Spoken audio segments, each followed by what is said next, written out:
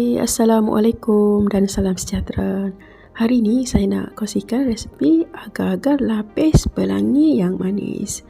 Okey, mula-mula kita sediakan dulu agar-agar. Ni ada 7 gram agar-agar tali. Okey, masukkan ke dalam periuk. Kemudian kita akan masak bersama dengan 700 ml air bersama dengan sedikit daun pandan. Okey, kita masak agar-agar ni sehingga dia jadi larut. Bila agar-agar tadi dah pun larut, bolehlah sediakan setengah cawan gula ataupun mengikut kemanisan masing-masing. Okey, masukkan ke dalam air agar-agar tadi, kemudian kita kacau rata. Okey, bila dah mendidih macam ni, bolehlah matikan api. Kemudian kita suamkan seketika. Untuk buat agar-agar lapis ni, kita bahagikan kepada 2 adunan dulu. Satu bahagian ni akan dimasukkan dengan santan lebih kurang 1/4 cawan. Okey, masak lagi agar-agar santan ni sehingga dia berbuih halus macam tu. Janganlah mendidih sebab takut nanti dia akan jadi pecah. Okey, bolehlah matikan api. Okey, untuk lapisan pertama ni boleh sukat sebanyak 47 gram. Okey, masukkan sedikit berwarna merah, kemudian tuangkan ke dalam bekas yang duk sinar macam ni. Okey, sejukkan lebih kurang 5 minit macam tu. Okey, bila dah sejuk tu, cucuk-cucuk dulu dengan garpu supaya ada lubang, dan lapisan yang kedua nanti tu dia akan jadi melekat elok. Kemudian tuangkan adunan santan ni sebanyak 47 gram juga. Okey, secara berselang-seli. Okey, siapkan lagi untuk warna yang seterusnya. Okey, letakkan sedikit berwarna kuning.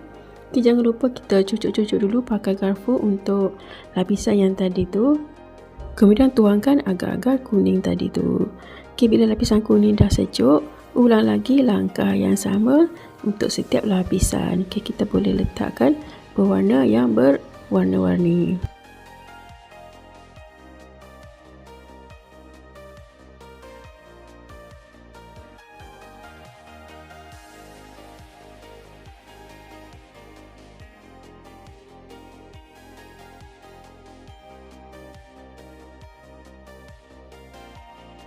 Okey, dah nak siap pun agar-agar lapis pelangi ni, dan lapisan terakhir ni warna biru.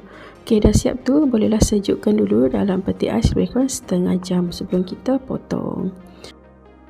Okey, agar-agar tadi dah pun sejuk sepenuhnya. Kemudian kita regangkan sikit bahagian tepi bekas tu supaya ada udara masuk. Kemudian bolehlah terbalikkan di atas pinggan ataupun tulang. Okey, bolehlah dipotong mengikut saiz yang kita nak.